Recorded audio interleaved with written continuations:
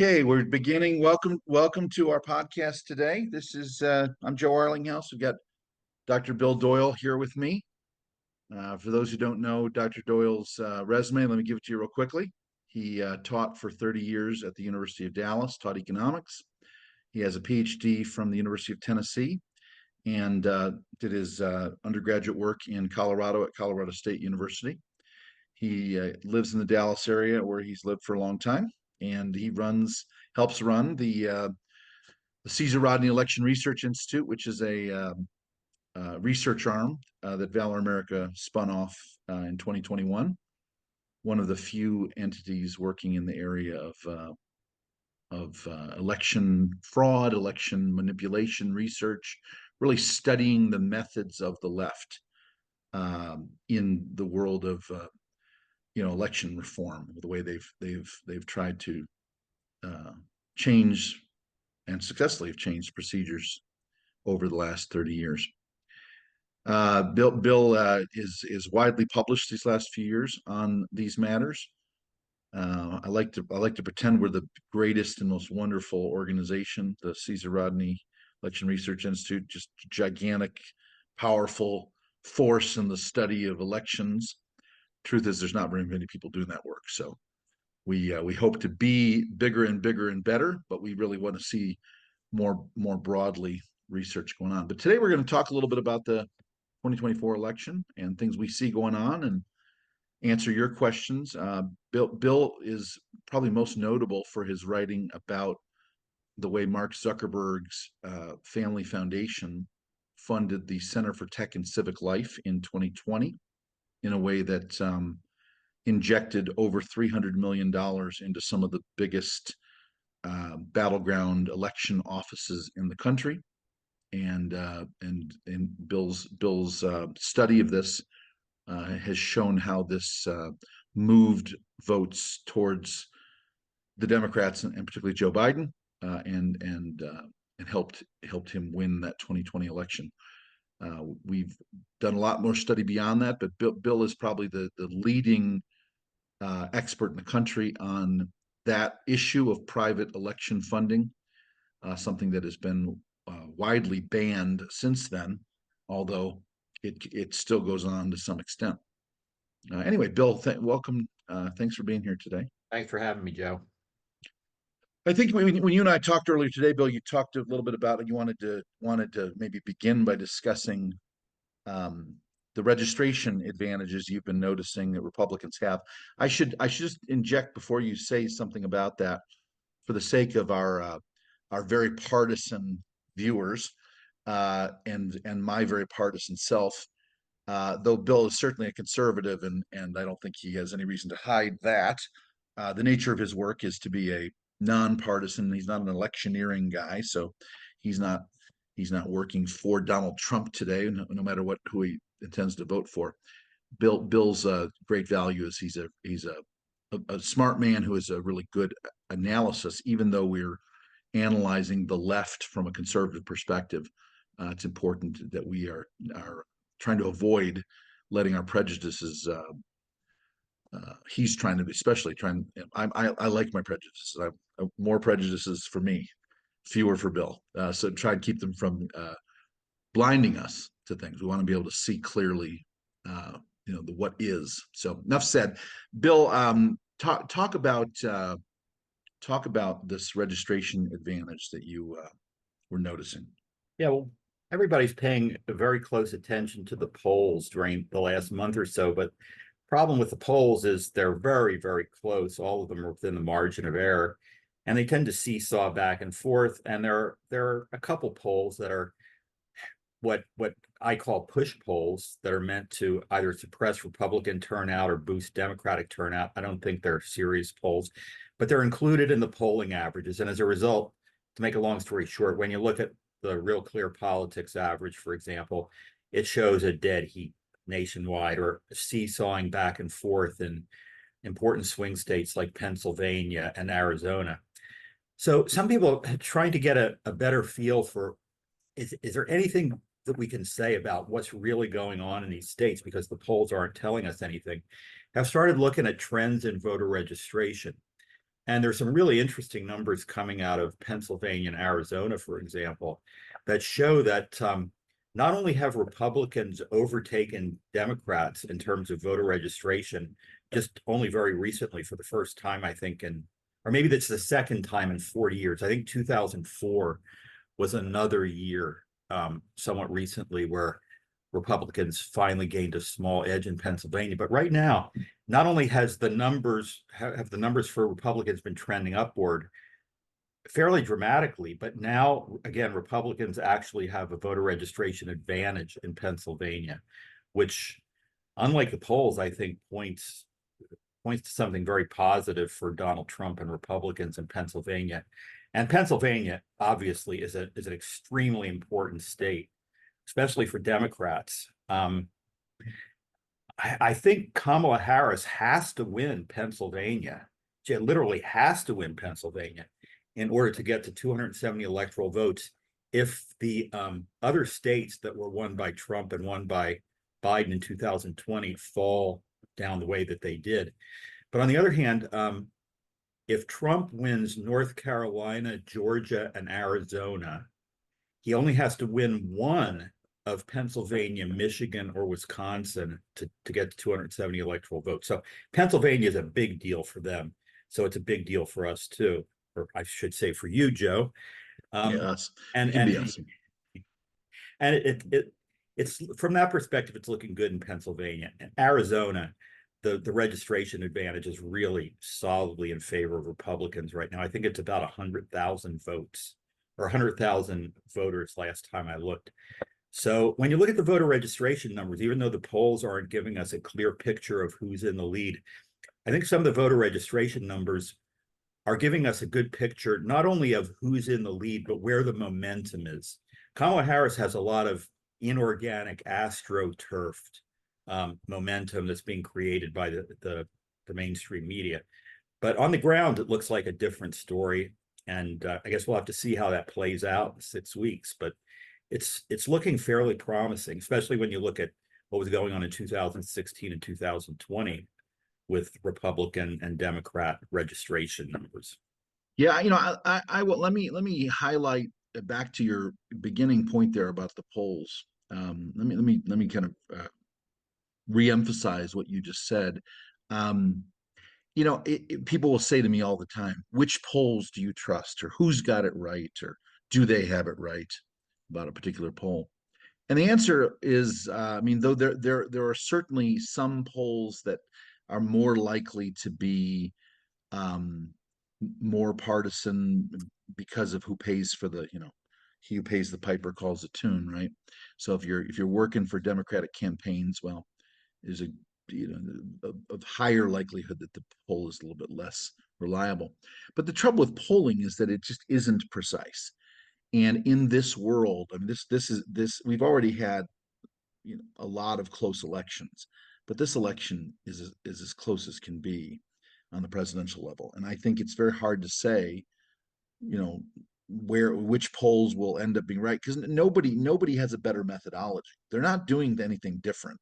I don't know that people understand that, whether it's Trafalgar or Rasmussen or gosh, all the college polls, Quinnipiac and so forth. Um, they all basically use the same statistical methodology. The challenge, they all have some peculiar challenges. One, they're trying to find 600 people or 800 people that they believe are randomly assigned in a way that represents the national population. That's not that hard, but it's gotten a lot harder because we don't fully understand some of the demographics of our country, the way they impact elections. There's so many subgroups that it's hard to know who you might be leaving out of your polls. So that's their one thing, and then there's a certain amount of massaging of those. People talk about the partisan breakdown in the poll. There's a lot of massaging they do to try and make up for their own awareness of weaknesses in their sampling. Anyway, they're all trying to do the same thing. I mean, arguably they're all honest. Whether they are all honest or not, let's just give them the benefit of the doubt. even if they're all honest, is my point. They're going to get different results. And even the same pollster, if he polls this week and next week, um, he'll have variations. Generally, he's going to use the same methodology, and generally, he's going to get similar results. Of course, there'll be shifts in people's own beliefs. So it's really hard when we have these polls that are 49-51, 49-49, 47-46. Basically everything's, for the sake of argument, 50-50, to say what that means, especially when you look at the last two elections where there seems to be an underperformance by Trump in polls versus his actual performance in the election. Some people say, well, he surged at the end. Well, did he surge at the end, or were the polls off? There was a pretty significant, 5, 6, 7 point difference between polling averages over 6 months and the final results in both elections.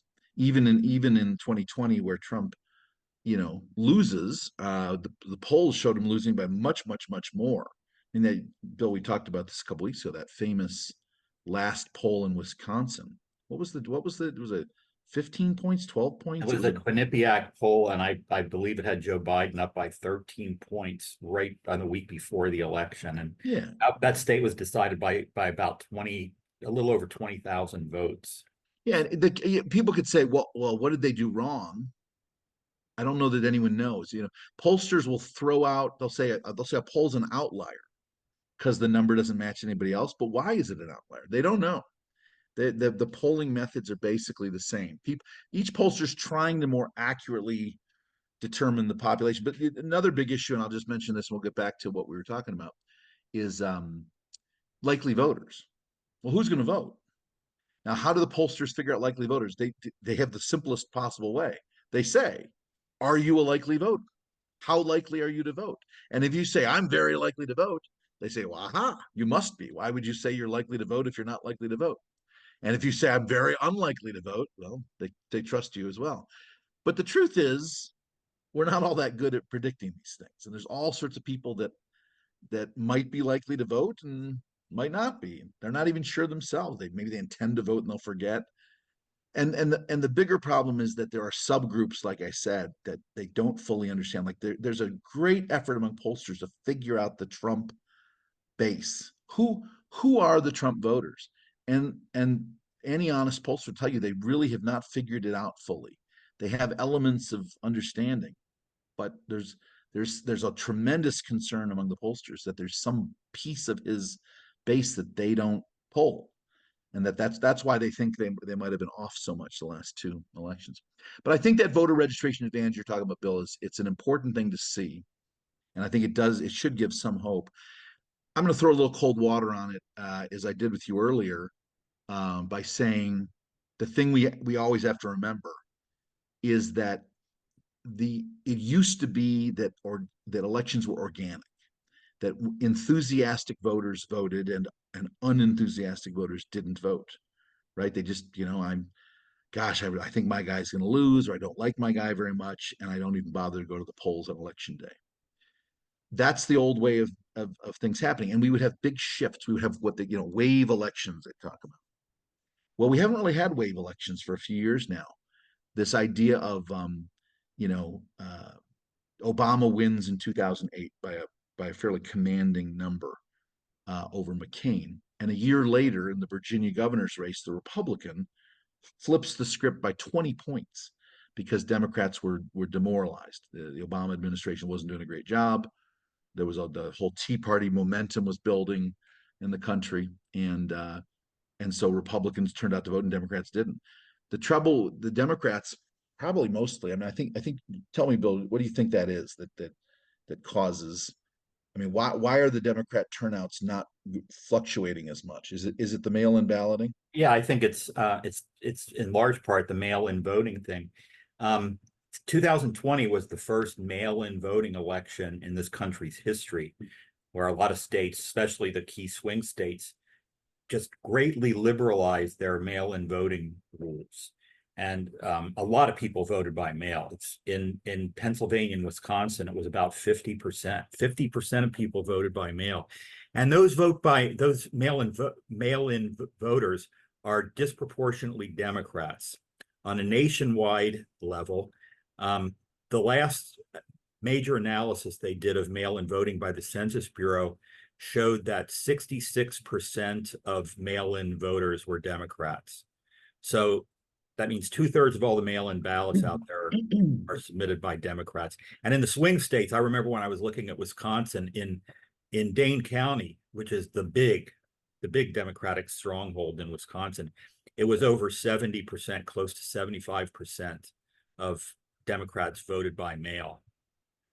So to make a long story short, to vote by mail, you don't have to have a lot of enthusiasm. You have to go out to your mailbox, get the ballot, put it on your table, and maybe forget about it until some Democrat community organizer comes and knocks on your door a few times and asks you, "Hey, have you filled out that mail-in ballot?" And maybe just to get him to keep from knocking on your door, you go in there and fill it out and just hand it to him. Here, take the ballot. Doesn't take a whole lot of enthusiasm to do that. So the idea that you have to motivate people to go to the polls in mail-in voting states, that's not a thing anymore. And that's one of the things that Democrats have been working toward for about 20 years, since so much of their base are very unreliable turnout voters. I think what people are starting to understand on the right is as well that when those mail-in ballots are, mailed to someone's home, it provides an opportunity that never existed before. Now, obviously, the first thing we think of is cheating, and I guess it does provide that opportunity, although they claim that there are good signature verification things to prevent that. Well, whether or not you're cheating, you can go get the ballot. You can go knock on the door of that disinterested voter and say, "Hey, your ballot just came." And they know when they're mailed. The states all advertise the mailing of them, so you can estimate receipt of them, and you can knock on the door and say to that 23-year-old not terribly motivated voter, just out of college, "Hey, let's get that thing turned in." And the left has had a great deal of success in mail-in voting states. Going back the 12 or 14 years that some states have been doing mail-in voting, they've had a really good success at bumping up turnout substantially in certain low turnout communities. I don't know that Republicans understand that we don't really have low turnout communities quite so much, but the Democrats do. The most obvious one in the past has been college students. 18 to 22-year-olds on college campuses are not high turnout voters, and they are heavily, especially in the last 10 years, very left-wing people. Now, this year might well be a little bit of a shift in that backwards, maybe as much because of that Hamas stuff as sort of just disdain among young people for the efforts to manipulate them. But anyway, those being able to be able to bump up those votes, from 5% to 15% or 20% can make a real big difference. And that's, I think, where a lot of the waves are now gone, at least for the left. On the right, I think we will still have low enthusiasm and high enthusiasm. But what you're pointing out, Bill, with those voter registrations is it's a good sign of enthusiasm on the right. Would you say, Bill, do you think that the enthusiasm right now for 2024 for Trump is higher than 16 or 20, or comparable, or what would your guess be on that? The voter registration numbers tell me that the enthusiasm is even higher than it was in 2020, at least in the swing states.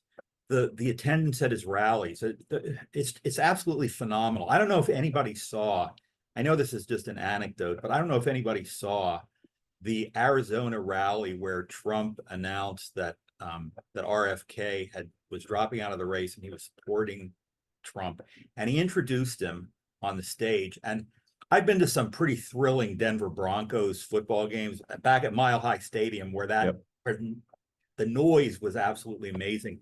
But that was one of the greatest. I mean, it just sent shivers up your spine. The crowd roaring at that. Yeah, And they had those flames shooting up too, the like a rock concert. It was pretty, right, I think Robert Kennedy said something about this is the biggest event I've ever had. It I was know it was Trump's event, but incredible.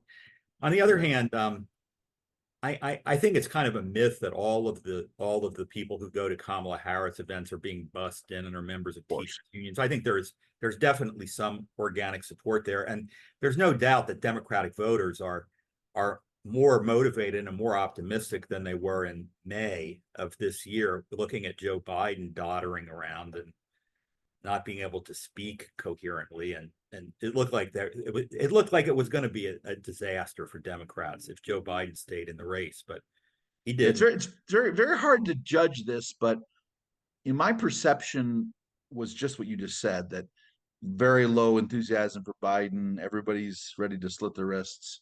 And then Kamala comes around and hooray, hooray, hooray. It appears, although maybe I'm blinded by my own prejudices, it appears that that initial enthusiasm for Kamala Harris is now, not as much there. Now, has it receded to the same disappointment that was felt in May? I don't know. I wondered how much of the polling in May that showed disappointment might not be pollsters who really wanted to push Biden out, who maybe were slightly putting their thumb on the scale against him. I don't know.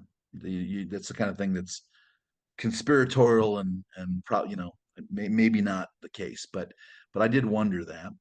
And there's no question the media right now is doing everything in their power. I mean, the many of the media, most of the media, trying to prop up Harris in spite of her best efforts to not let them. But I don't know. This is the trouble of close elections, right? Who really knows for sure? Um, one thing I was telling someone the other day, if you look back on the last 8 presidential elections, if that's so 22, 20, 16, 12, 8, 4, and 2096. So those last 8, everything after, in fact, 9, go back to 92. So all the way back to 92, um, basically every late summer situation, the Republicans have not been in very good shape. I mean, obviously 92 and 96, you got the Perot effect. In 2000, you got Gore looking a little better than he ended up finishing, but it was a tight election the whole time. Kerry looked better uh, further out than where he finished it in 2004. Obviously, Obama was up most of the time. Obama was up again, although closer in 2012. 2016, Hillary was up the whole time. 2020, Biden was up the whole time. I say this to point out, as much as it's nerve wracking to see this close an election, Trump's actually polling ahead of at least his August numbers were ahead of every August since 1988. Now that's crazy to think of, but we've had a lot of close elections. I think sometimes we overestimate. Sometimes we think, oh, it's terrible now. It's so close now. It didn't used to be. No, it's been close for quite a long time. Joe, Um, you told a fascinating story a week or so ago about one of the greatest Democratic collapses of my lifetime, which was Dukakis. Remember, yeah, Dukakis was ahead by something like 16 points yeah. If 3 months you before go the back, election, and then you go back to fell July, apart. July of '88. Dukakis looks like he's going to destroy George H.W. And there's a 20-point shift from Dukakis's high. So I mean, even in a sense, Trump's outperforming even that election. Maybe you got to go back to '84 Reagan to really, I mean, where Reagan wins by 18 points in the end, and I'm not sure what the polling showed 6 months out. I've never really looked at that on Reagan, but the point is, yeah, that it is a disaster. And I mean, I don't think we live in that world anymore. I don't think there's as many people who are willing to shift from a Dukakis to a Bush or vice versa, from a Trump to a Harris. But Harris in many ways does remind me of Dukakis. Um, kind of built up as something wonderful, but once you start scratching beneath the surface, not a lot of there. I mean, Dukakis really, in the end, that whole people always say it was the ads with him with the helmet on at the tank, it's whatever. it's not any one thing ever. We just like to remember one thing. But he just really wasn't. I mean, there was also, remember in the debate, the interviewer asked Dukakis, if someone raped your wife, would you Oh support the yeah, death that penalty? was horrible. Yeah, that was it. And he gave some sort of Oh, I don't intellectual know. Well, answer. I don't feel, yeah, it was very equivocal. I would not have wanted to be his wife listening to that debate. Yeah, It's I not, think those things, but all of those really just were indicative of as people got to know the man, they said, "Oh, you don't look like a leader for our country." And I don't know, Kamala might be in the same place. We'll see. Of course, we got a debate coming up next week. Have you thought much about that vice presidential debate that's yeah, next I've been Tuesday? thinking about it a lot, Joe. It's been very hard to pin Kamala Harris down on her policy positions going forward. And Trump is trying to establish in everybody's mind that the unalterable fact that she has been the vice president for the last 4 years by continually hammering home the question, why didn't you do that already? Why didn't you do that already?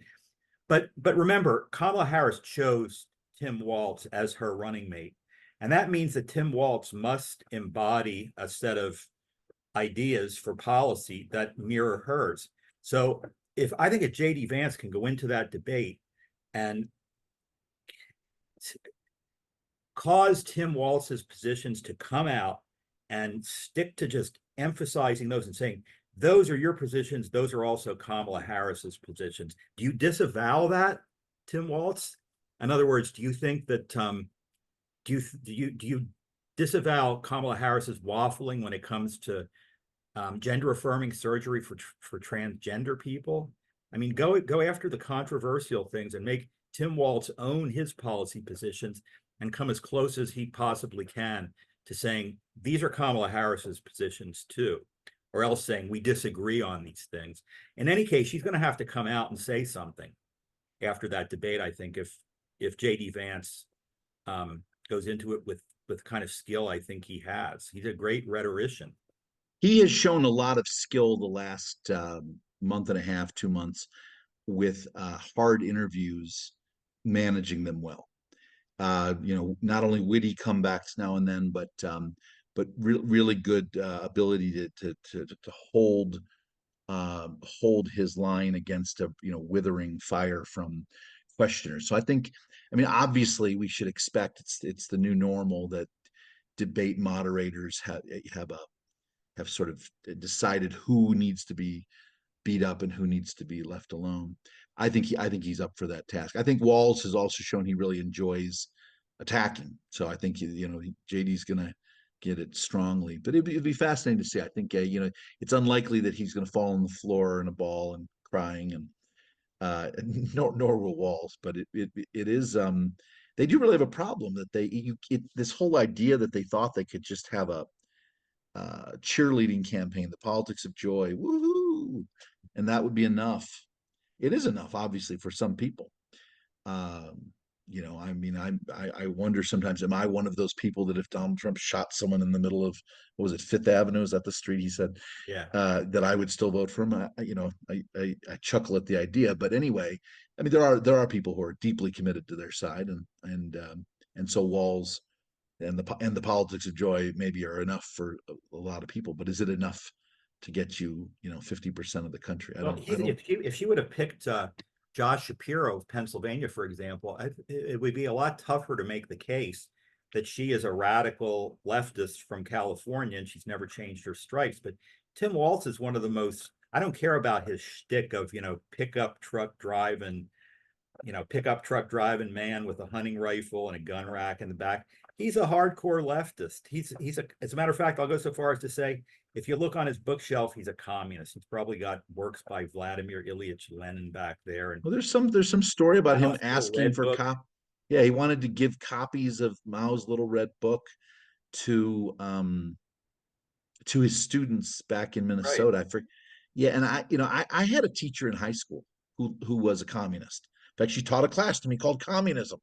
It was, I think she would have argued that she wasn't a communist, but everything about the way she taught that class, she showed a lot of affinity. And one of the things she did was she gave us a copy of Mao's Little Red Book, arguably because we were studying communism and we needed to see that.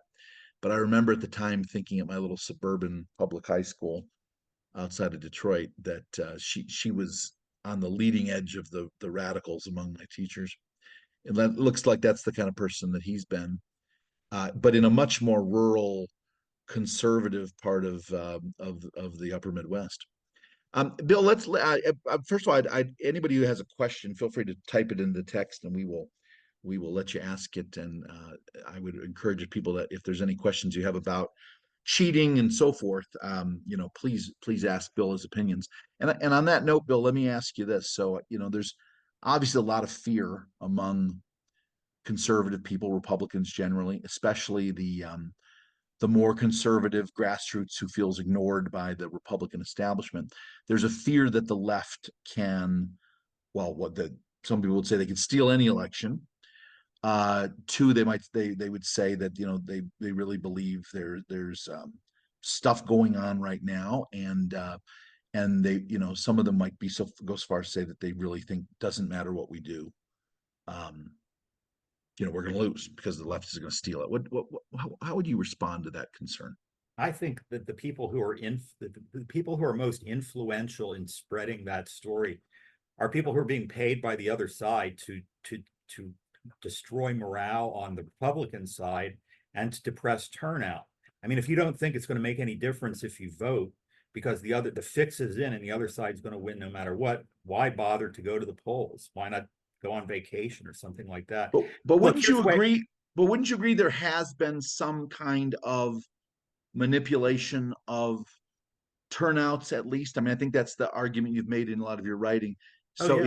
it's not like there's nothing to fear, No, right? no, but here's the way I look at it. In 2020, the left's voter turnout machine and mail-in ballot harvesting machine, fueled by $330 million of Mark Zuckerberg's money, was operating at its highest possible pitch of efficiency under the really weird circumstances of the COVID pandemic.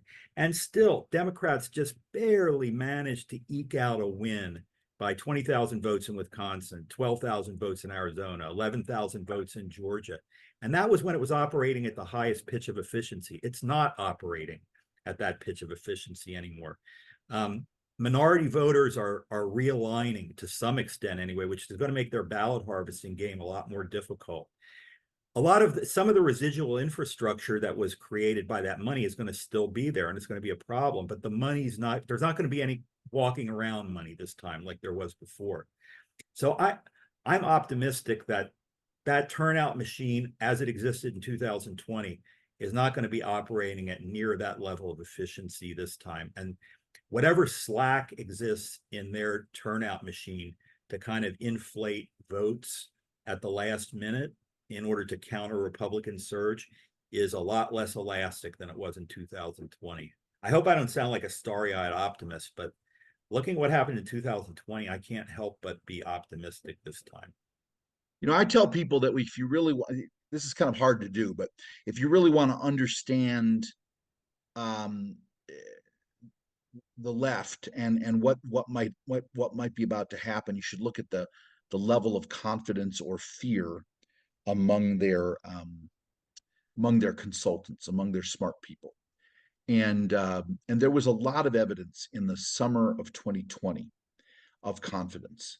Now the polling supported that confidence in many ways, but there was talk among, I like to call them the eggheads, all these guys that are really immersed in the Democratic testing world, all the behind the scenes scientists were predicting to their friends, in sort of private conversations. Not so these are the people who don't really get interviewed, but within sort of professional groups where you can bump into these things.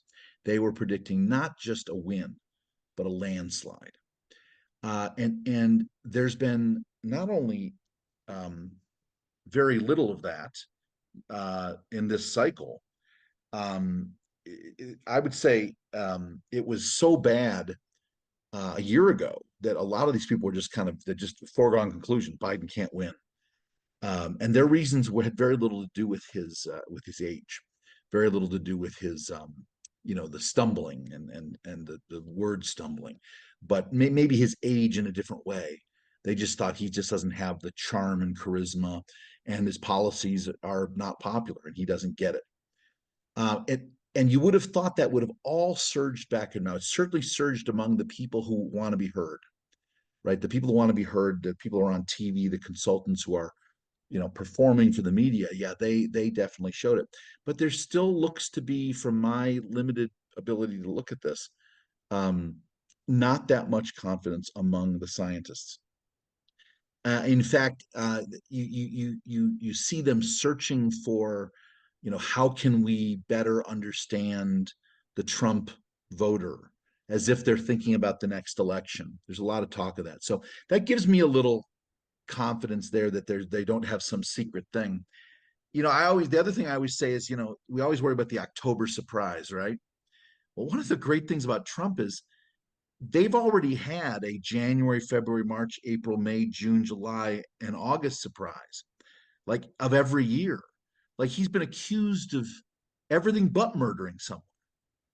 And it has had so little impact that I think I sort of laughed to myself thinking, other than some kind of massive cheating that I personally don't think they're capable of doing, beyond what we've already seen, um, I don't know what they can surprise anyone. I don't think I think he is bulletproof kind of. It's kind Well, of a the funny closest term to thing that use. I've seen to that, Joe.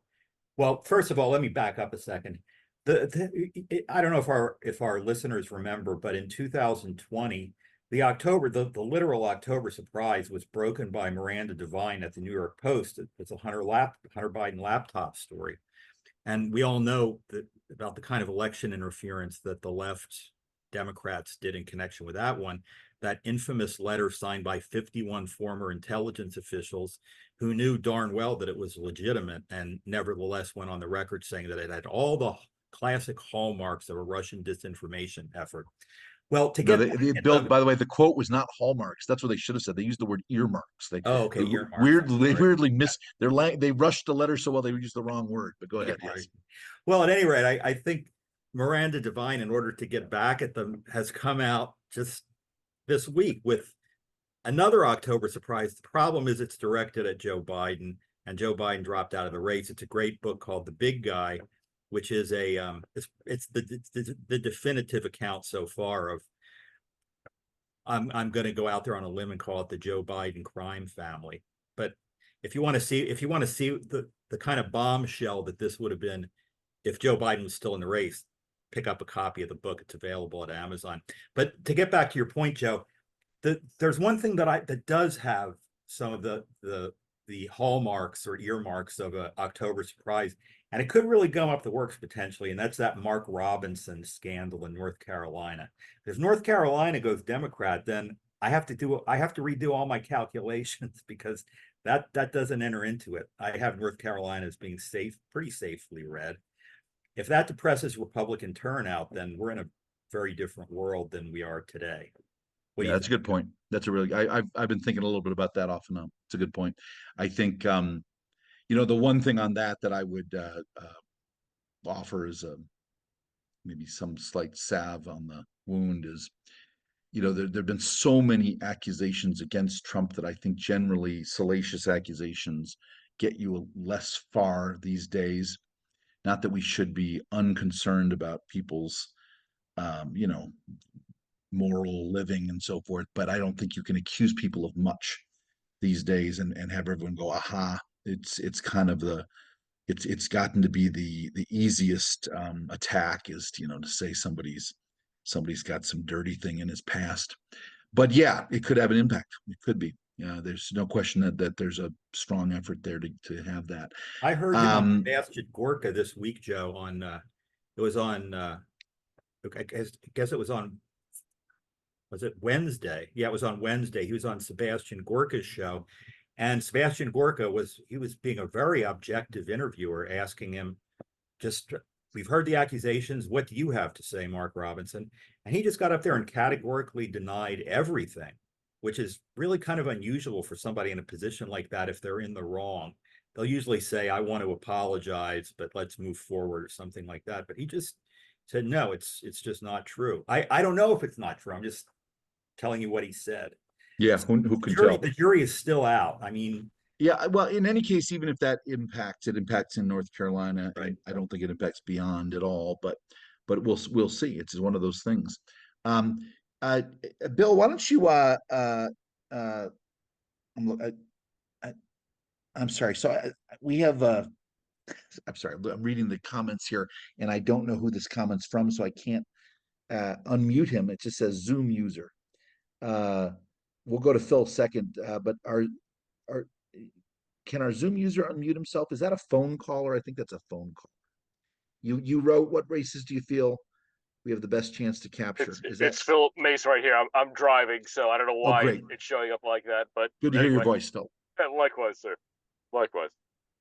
So express your question yourself real quick.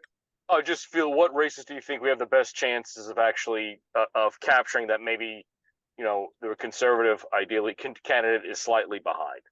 Yeah. So I mean I think the two obvious ones that we're going to win, if I had to guess, and I do have to guess, so I'm not we're and Valor America won't get involved because they're going to win, is West Virginia and Montana in the Senate.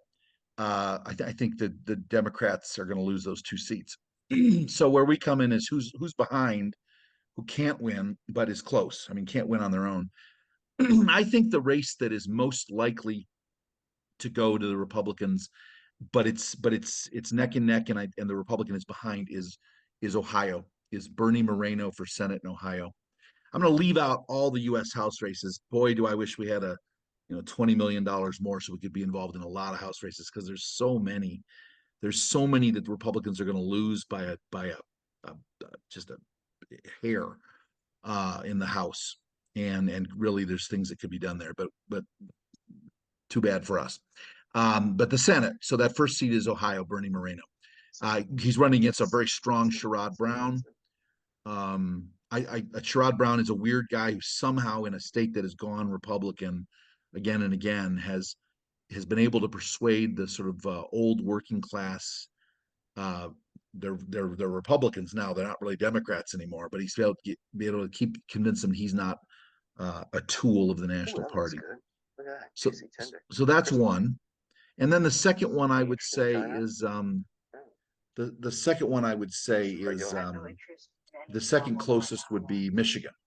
I think Mike Rogers in Michigan.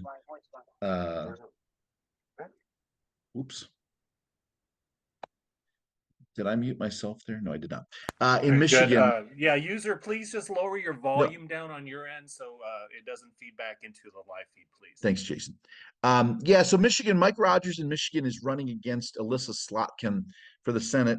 And Slotkin is got a sort of a double problem. One is she has been a strong supporter of Israel, and she's Jewish, and that block of Muslim voters in Michigan is not gravitating to her over those issues. Candidly, their own prejudices are hurting her. But she's also just not as charming and persuasive a candidate as I think Democrats thought. She basically had no real uh, opposition in the Democratic primary, and yet here in the general election, she's attacking the Republican every way she can, but she's just barely holding on to a maybe a 2 or 3% polling lead. It's hard to know. Like I say, it could be 50-50 right now there. Trump looks a little better than the Republican for Senate, but those are the two closest. If beyond that, I'm starting to think McCormick in Pennsylvania might have a fighting chance. Although I was worried for a while that he was a little too far out. Um, I'd like to think that Nevada and Arizona could go our way. In both cases, the candidates are weaker than I wish they were. The Nevada candidate, Sam Brown, is a great candidate, but he's poorly funded, and he's just running a poorer general election campaign than I would hope for. But he's still in the running. He's still just a few points behind. Kerry Lake in Arizona, for some reason, her polling is substantially worse than 2 years ago when she was running for governor. Don't know what to make of that exactly. I don't feel like she's all that much different then than now, but whatever reason, it could be a stronger Democratic candidate, or it could be that in fact she's close. But all of these are close enough. They're all within 5 points, I'd say. And the sixth one, if I had to mention six, would be Wisconsin. Eric Hovde in Wisconsin could be those. If we had a surge, if there were coattails, if Trump surprised everyone and Kamala fell apart, and we had a 5 point, popular vote victory nationwide, I think all six of those would go our way.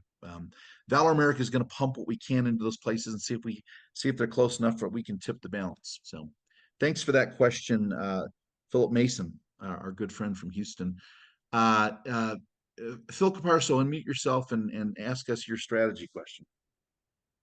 Yeah, one of the things I've noticed in this cycle is every single Democratic candidate is going after the Republicans for the right to an abortion, and it's amazing. I mean, here in New Hampshire, down to the state rep level, all the Democrats are talking about is Roe v. Wade, and I'm wondering if there's a saturation point where that message just stops playing. Bill, what do you think?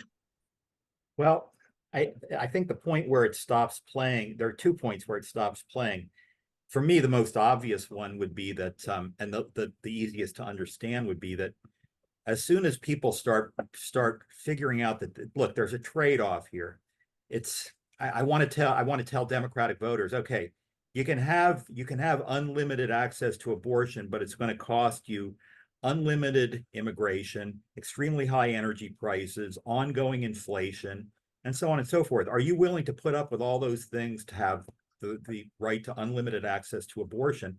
And I think when you put it that way, a lot of people who seem obsessed with abortion are going to say, no, I'm not willing to make that trade-off.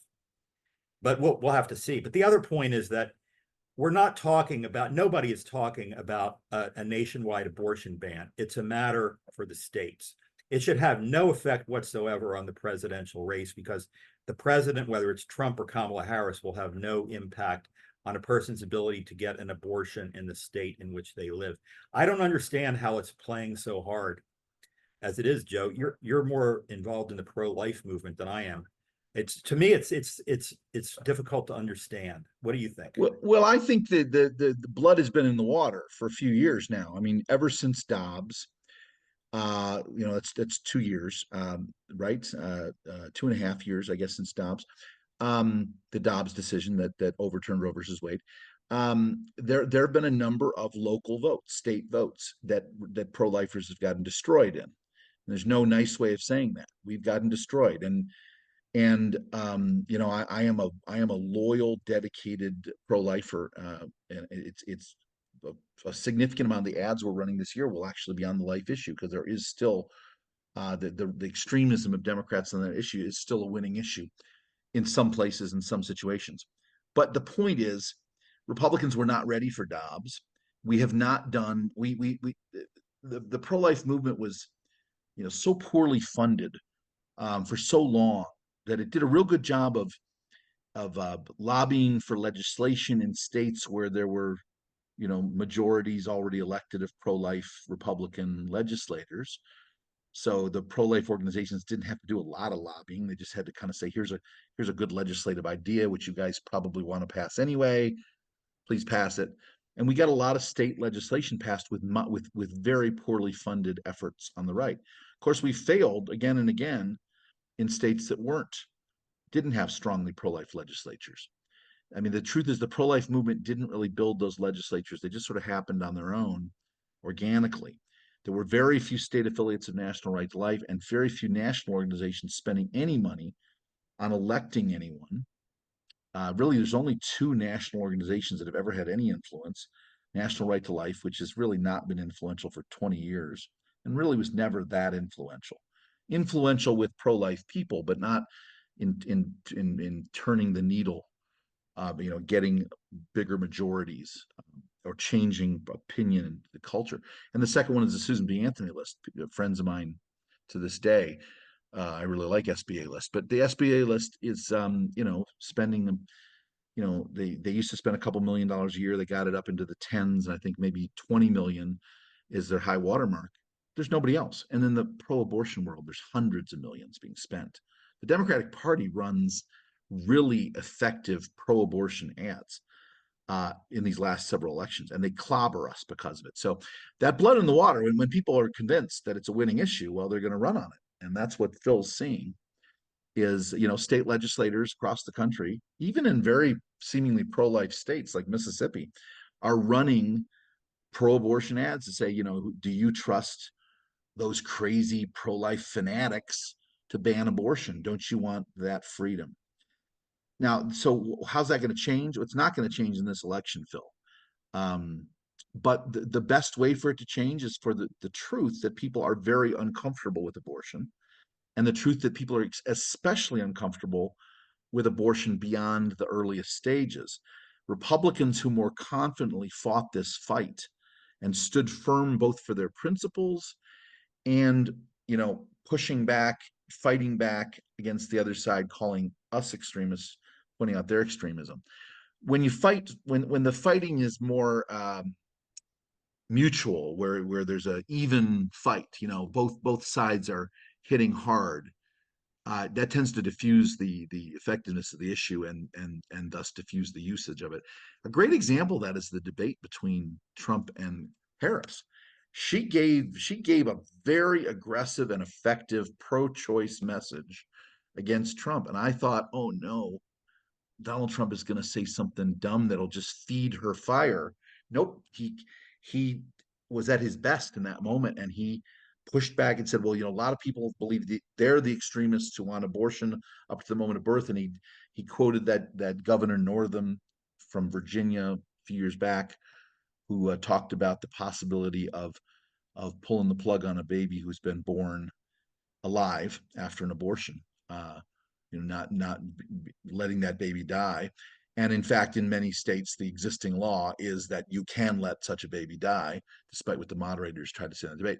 Trump pushing back that hard led the moderators not to ask a follow-up question, and led Kamala to feel like, okay, this isn't going anywhere better for me. And they moved on to the next issue. To some extent, that when a candidate feels like you give as good as you get, he's going to move to another issue. I think that's the truth. But we have got to, those of us who really believe in the right to life of the unborn child over the next 50 years have got to be, we got to be strong at saying it, and we've got to search for winsome ways to share with our neighbors why we hold these opinions. It can't be just a political fight. It needs to be sympathy for the weakness of the unborn child, and for the crisis of the woman who's pregnant and is tempted to abort the child.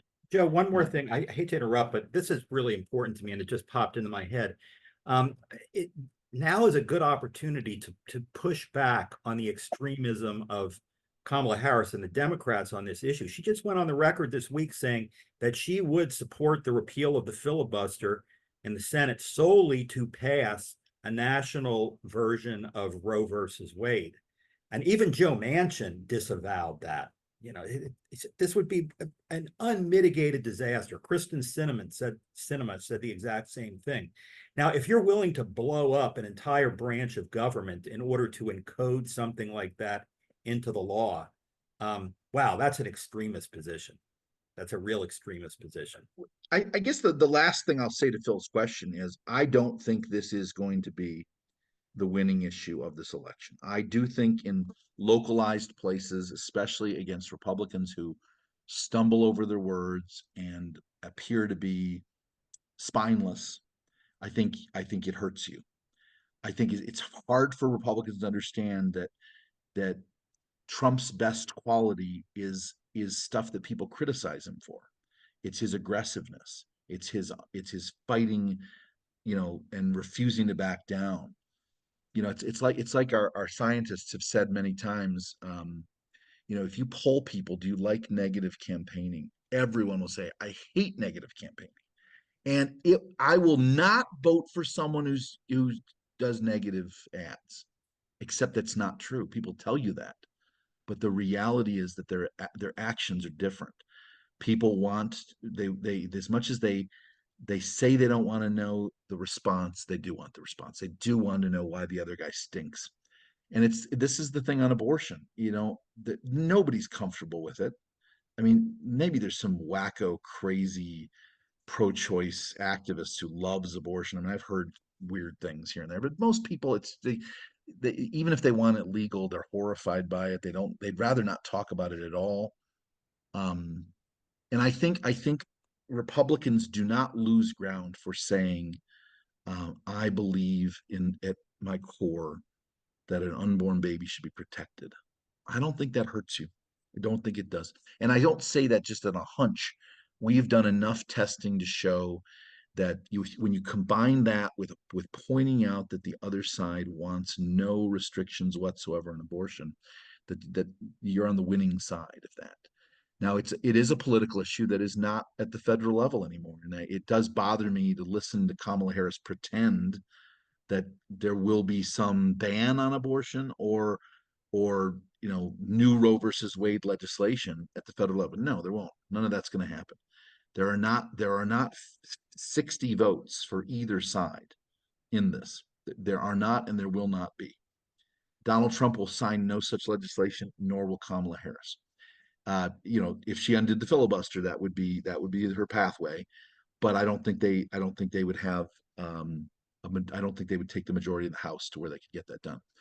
As well, it's a state level issue, and it will remain a state level issue. And I think it will remain a hot potato, if you will. It remains a battle that will go on, but it will not go on at the federal level. And I think we already see diminishing returns. I think already Kamala thought this was her ace in the hole. A lot of Democrats did, and there's not a lot of evidence of a national surge based on it. That's what I would say. Well, here we are at the end of an hour, and if anyone has one last question, we'd be happy to take one more. Feel free to just unmute yourself and ask it. But otherwise, Liz we'll wrap had up. a question if we unmute Oh yeah, her. please. I didn't see that. I'll let her Yeah. ask it. Sorry. Part of my question Phil actually kind of took, which was about the single issue voters of the left. And there was just an article actually on Breitbart that said 6 in 10 Democrats vote solely based on abortion. And that's like their number one issue. So I'm just wondering, why is that so true of the left, but not the right? Why is the left such single issue voters? Well, it's an interesting question because abortion clearly does have a group on both sides that are, locked in on it, but it is a smaller number on the right. It's probably, you're talking 6 in 10 means, let's just call it 30% of America. And I would say on the right, it's probably 3 in 10. That's just an estimation that it's the issue and they won't do anything else. But that's only 15%, right, of America. I think it is fascinating to see the devotion to abortion on the left. I think that the logic of it is psychology. I mean, it's in 1968, this was all theoretical. There were very, very, very, very few abortions being done. People in Hollywood would fly to Mexico for abortions there. There were, some people who could go to Europe and get them. There were a small number of illegal abortions in America, but a very small number. The vast majority of Americans, abortion was theoretical. It was an idea, not a reality in their lives. Today, almost, it was 55 years later, 56 years later than what I was describing in 68. I choose 68 because that's the beginning of the legalization of abortion. I think Colorado passed their law in late 67 and it began in 68. California was in 68 as well, and a few other states. But the point is, now it's something that a lot of people have done. They've lived. I mean, there are a lot of walking wounded. And I think, it's a, any pro-lifer who's really lived this in the not in the political way, but in that personal way with people who have taken that life. It's an awful thing. I just real quick little story from my own life. I worked as an intern in the U.S. Senate in 1988, and I had a job. The senator had asked women who'd had abortions and regretted it to write letters to him. And we entered every one of those letters into the congressional record, but I had to type them. I had to take these handwritten letters and type them. And I can't, it's weird. It's a long time ago. And yet I remember to this day the tear marks on so many of the letters. You know, the words were terrible enough, but as you're typing these letters, you could hear the voice of the woman and in those tear stains on the paper.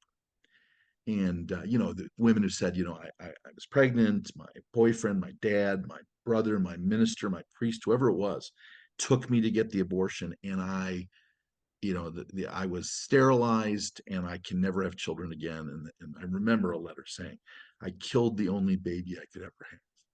So the point is, I mean, those are women who regret it, and of course, there's many, many people with it that could never even acknowledge regretting it. So I think a big part of that piece of the democratic world is the reality that people have done this, and it's not easy to move on from.